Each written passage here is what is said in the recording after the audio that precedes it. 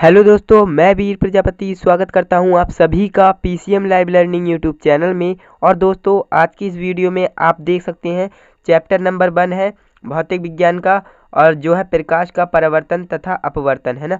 और इसे इंग्लिश में कहते हैं light reflection and refraction. Okay, इसमें डिफरेंस होता है, आप याद रखेंगे।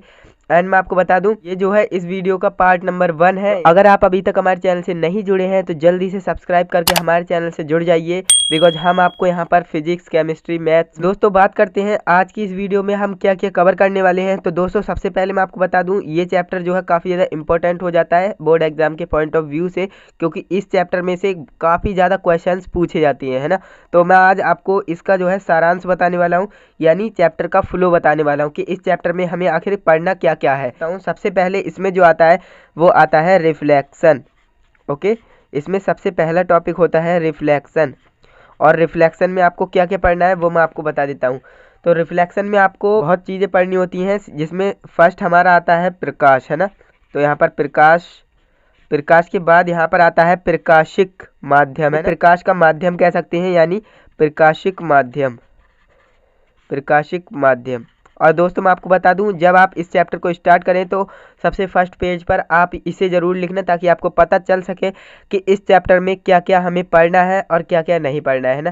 तो ये हो गया। एंड इसके बाद हमें पढ़ना है प्रकाश किरणें, प्रकाश की किरणें या फिर प्रकाश किरणें। तो यहाँ पर मैं लिख देता हूँ प्रकाश किरणें। एंड इसके बाद हमें जो पढ़ना है वो होता है प्रकाश का परावर्तन और उसके नियम। ये काफ़ी ज़्यादा इम्पोर्टेंट हो जाता है, इसलिए मैं आपको बोलूँगा इस टॉपिक को तो बिल्कुल आप घोल के पी जाइएगा, है ना। क्योंकि काफ़ी बार ये जो है पूछा जाता है, प्रकाश का परावर्तन और उसके नियम डायग्राम के थ्रू भी पूछा जाता है। और अगर आप इस चैनल से पढ़ते हैं तो आपको 100% गारंटी दिलाता हूँ, क्योंकि आपको इस चैनल पे बिल्कुल डीपली एक्सप्लेन किया जाएगा और आप इसे कभी भूल नहीं पाएंगे, है ना। तो इसके बाद हमें जो पढ़ना होता है वो होता है प्रतिबिंब, है ना। इमेज कह सकते हैं या फिर प्रतिबिंब। यहाँ पर प्रतिबिंब हो गया। एंड इसके बाद हमें प्रतिबिंब में ही दो चीज़ें होती हैं, क्या होती हैं, वास्तविक, वास्तविक और आभासी होता है ना। तो यहाँ पर वास्तविक और आभासी, आपको ये दो चीज़ें पढ़नी होती हैं, किसमें, प्रतिबिंब में। इन दोनों से भी काफ़ी ज़्यादा क्वेश्चंस आ जाते हैं, तो सबको मैं आपको बिल्कुल डीपली क्लियर कराऊंगा। और इसके बाद हमें जो पढ़ना होता है वो होता है मैन और मैन इम्पोर्टेंट दर्पण। जी हाँ दोस्तों, मिरर कहते हैं जिसे इंग्लिश में।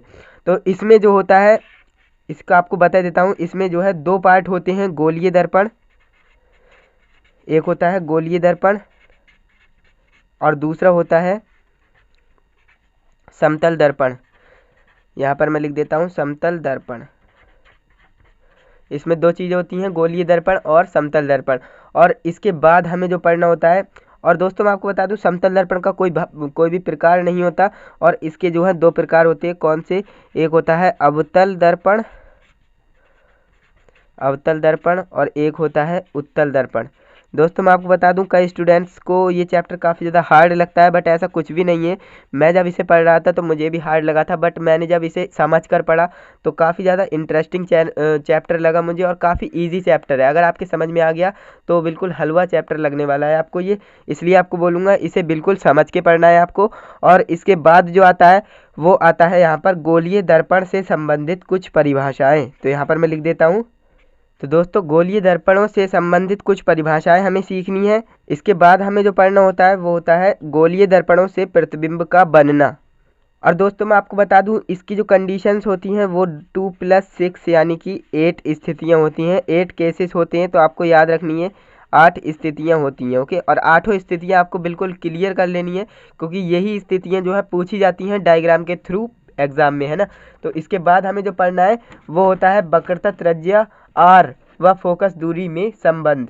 दोस्तों, वक्रता त्रिज्या आर, कैपिटल आर व फोकस दूरी एफ, स्मॉल एफ में संबंध। ओके, और इसका जो है केवल सूत्र ही पढ़ना है हमें, क्योंकि कई टीचर्स जो है इनका डेरिवेशन कराते हैं, बट डेरिवेशन नहीं आता है एग्जाम में। मैं आपको पहले ही क्लियर कर देता हूँ, है ना। तो आपको डेरिवेशन पे ज़्यादा ध्यान नहीं देना है। एंड इसके बाद में हमें जो पढ़ना है वो होता है दर्पण के लिए यू, वी तथा एफ में संबंध, केवल सूत्र। ये इसका भी केवल सूत्र ही होगा, तो मैं लिख देता हूँ फटाफट से। दर्पण के लिए यू वी तथा एफ में संबंध। और दोस्तों मैं आपको बता दूं इसका भी आपको केवल सूत्र ही पढ़ना है, क्योंकि कई टीचर्स जो है इसका भी डेरिवेशन कराते हैं बट डेरिवेशन नहीं पूछता है। मैं आपको एक बार फिर से बता देता हूं। और दोस्तों ये तो हो गया हमारा रिफ्लेक्शन कंप्लीट। दोस्तों मैं आपको बता दूं इसके बाद हमारा जो स्टार्ट होता है वो होता है रिफ्रैक्शन। रिफ्रैक्शन का भी मैं आपको मतलब एक्सप्लेन करने वाला हूँ। रिफ्रैक्शन का जो मतलब होता है वो होता है अपवर्तन, और रिफ्लेक्शन का मतलब होता है परावर्तन। ओके, आपको याद रखना है। तो जो रिफ्रैक्शन होता है ना, इसमें हमें बहुत कम टॉपिक क्लियर करने होते हैं और रिफ्लेक्शन सबसे ज़्यादा होता है, तो आपको रिफ्लेक्शन को भी ज़्यादा से ज़्यादा कंप्लीट करना है ना। तो इसमें हमारा रिफ्रैक्शन में क्या क्या आता है मैं आपको बता देता हूँ। जो कि सबसे पहला हमारा आता है प्रकाश का अपवर्तन और उसके नियम।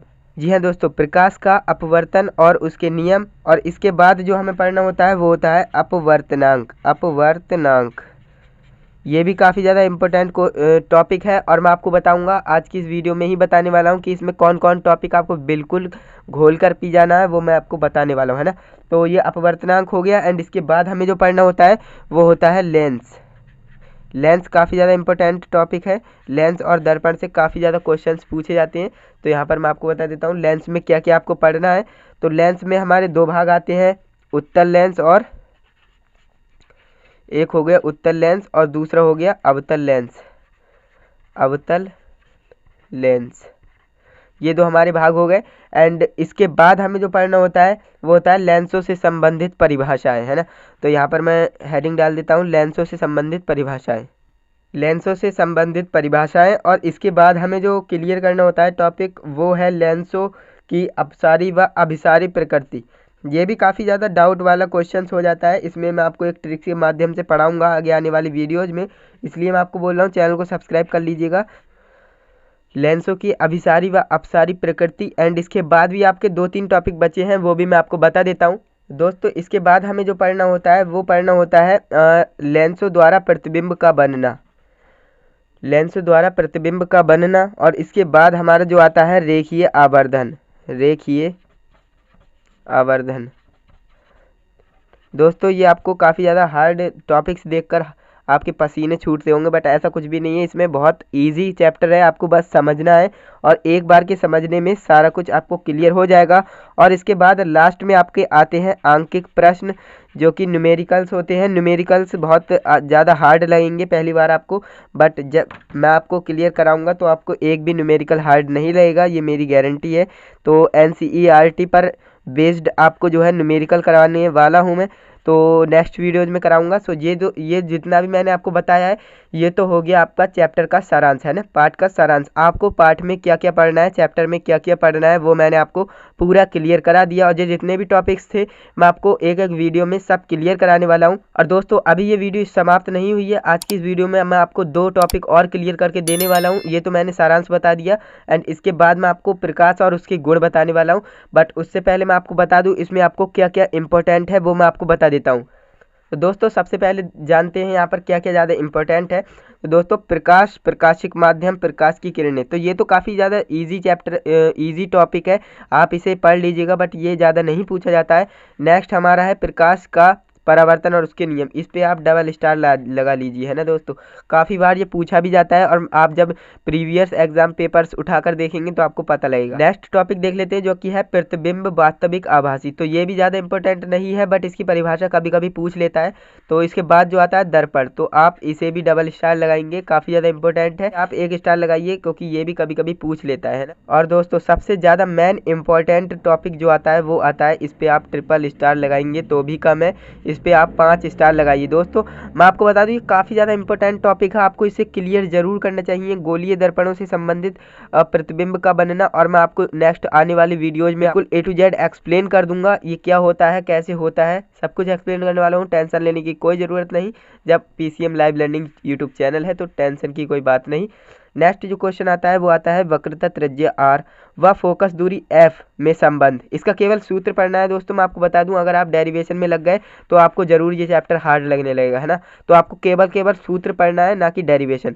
और दर्पणों का जो संबंध होता है यूवीएफ में, तो इसका भी आपको केवल सूत्र पढ़ना है, डेरिवेशन नहीं करना है, मैं आपको बता दे रहा हूँ। इसके बाद जो आता है रिफ्रैक्शन आता है, और रिफ्रैक्शन में आपको जो पढ़ना होता है वो प्रकाश का अपवर्तन और उसके नियम, ये भी काफ़ी बार पूछ लेता है, तो इस पर 1 स्टार लगा लीजिए।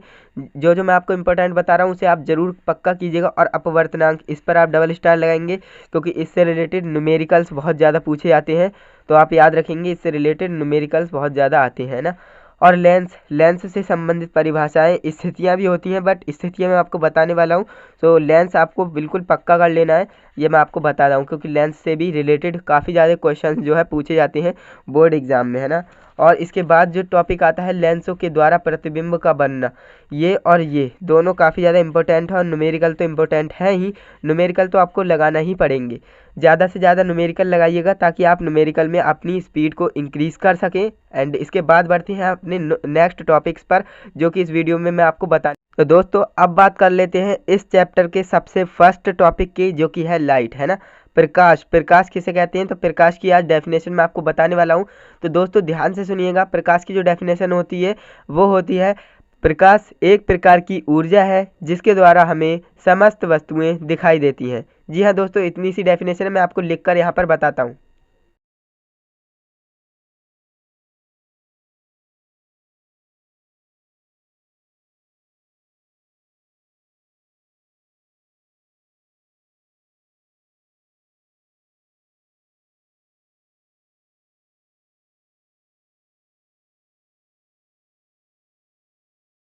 तो दोस्तों ये हमारी डेफिनेशन हो जाएगी, प्रकाश एक प्रकार की ऊर्जा है जिसके द्वारा हमें समस्त वस्तुएं दिखाई देती हैं।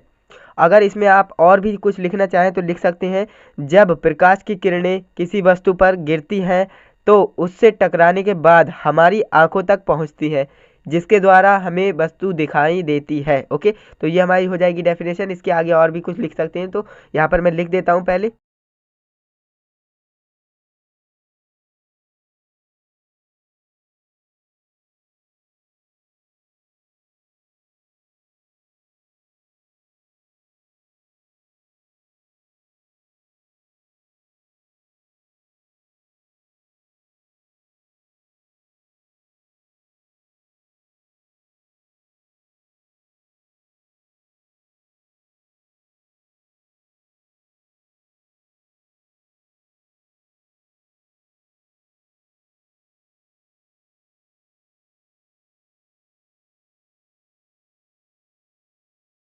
तो दोस्तों ये हमारी टोटल पूरी डेफिनेशन हो जाएगी, और बिल्कुल सटीक डेफिनेशन हो जाएगी। प्रकाश एक प्रकार की ऊर्जा है जिसके द्वारा हमें समस्त वस्तुएं दिखाई देती हैं। जब प्रकाश की किरणें किसी वस्तु पर गिरती हैं तो उससे टकराने के बाद हमारी आंखों तक पहुंचती हैं, जिसके कारण हम वस्तु को देख पाते हैं। ये बिल्कुल सटीक डेफिनेशन हो जाएगी। और इसके बाद हमारा जो नेक्स्ट टॉपिक है उसकी बात कर लेते हैं। नेक्स्ट टॉपिक है प्रकाश के गुण।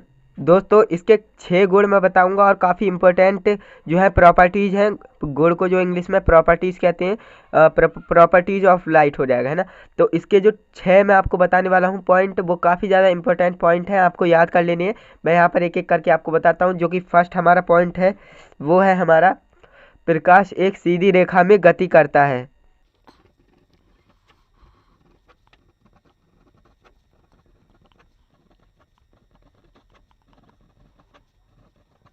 तो दूसरा पॉइंट है हमारा, प्रकाश को चलने के लिए किसी माध्यम की आवश्यकता नहीं होती।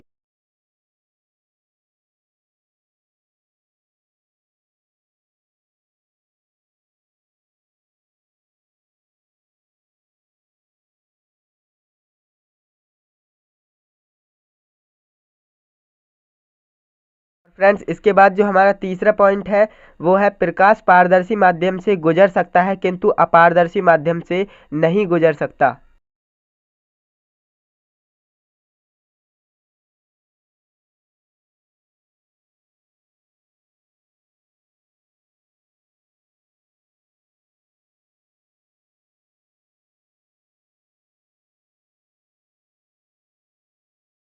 और दोस्तों इसका जो चौथा पॉइंट है वो है, प्रकाश के कारण हम समस्त वस्तुएं दिखाई देती हैं किंतु प्रकाश स्वयं दिखाई नहीं देता।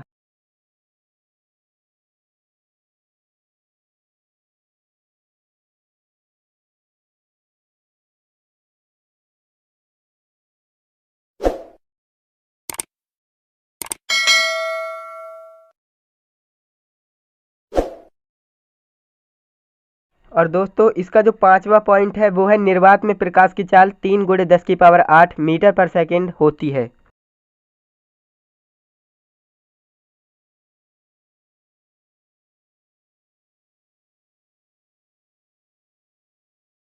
और दोस्तों इसका जो छठा पॉइंट है, जो कि लास्ट पॉइंट है, वो है प्रकाश की तरंग दैर्ध्य 3900 एंगस्ट्रॉन्ग से 7800 एंगस्ट्रॉन्ग तक होती है। यहाँ पर लिख देता हूँ मैं।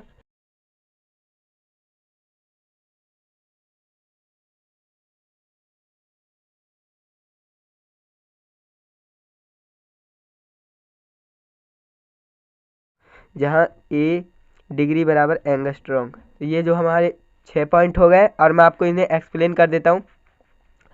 फ्रेंड्स, जो यहाँ पर लिखा हुआ है प्रकाश एक सीधी रेखा में गति करता है। जी नेक्स्ट पॉइंट है हमारा, प्रकाश को चलने के लिए किसी माध्यम की आवश्यकता नहीं होती है। जी हाँ, वह एक सघन माध्यम और विरल माध्यम दोनों में चल सकता है। अब आप कहेंगे सघन और विरल क्या होता है, वो आपको आगे आने वाली वीडियो में बताऊंगा, बट आप समझ लीजिए प्रकाश को चलने की किसी माध्यम की आवश्यकता नहीं होती है, वह हर एक माध्यम में चल सकता है। प्रकाश पारदर्शी तीसरा पॉइंट है, प्रकाश पारदर्शी माध्यम से गुजर सकता है। जी हाँ, पारदर्शी क्या होता है मैं आपको बता देता हूँ। जैसे कि आपके पास एक लेंस है, आप चश्मा देख सकते हैं, चश्मे से अगर आप इधर से लाइट डालोगे तो वहाँ से निकल जाएगी, है ना। अगर आप मिरर से लाइट डालोगे तो वहाँ पर पीछे नहीं निकलेगी, आपको परावर्तित होकर दिखेगी। तो उसी को कहते हैं पारदर्शी और अपारदर्शी। मैं आपको प्रैक्टिकल से भी समझाने की कोशिश करूँगा आगे आने वाली वीडियोज में, है ना। तो नेक्स्ट पॉइंट है हमारा, फोर्थ पॉइंट है, प्रकाश के कारण हमें समस्त वस्तुएं दिखाई देती हैं। बिल्कुल सही, किंतु प्रकाश स्वयं दिखाई नहीं देता। जी हाँ, बिल्कुल सही बात है। यहाँ पर आपको लाइट दिख रही है, नहीं दिख रही है, उसके कारण हमें ये लिखा हुआ दिख रहा है ना। तो यही होता है। नेक्स्ट पॉइंट है, 5वां पॉइंट है, निर्वात में प्रकाश की चाल 3 × 10⁸ मीटर पर सेकेंड होती है। ये आपको याद रखना है, काफ़ी बार न्यूमेरिकल्स में भी लगाना पड़ेगा और काफ़ी ज़्यादा इंपॉर्टेंट है ना। और 6 पॉइंट लास्ट पॉइंट है हमारा, प्रकाश की तरंग दैर्ध्य जो होती है 3900 एंगस्ट्रॉन्ग से कितनी होती है, 7800 एंगस्ट्रॉन्ग तक होती है। तो आप याद रखेंगे, जहाँ ए डिग्री का मतलब होता है एंगस्ट्रॉन्ग, है ना।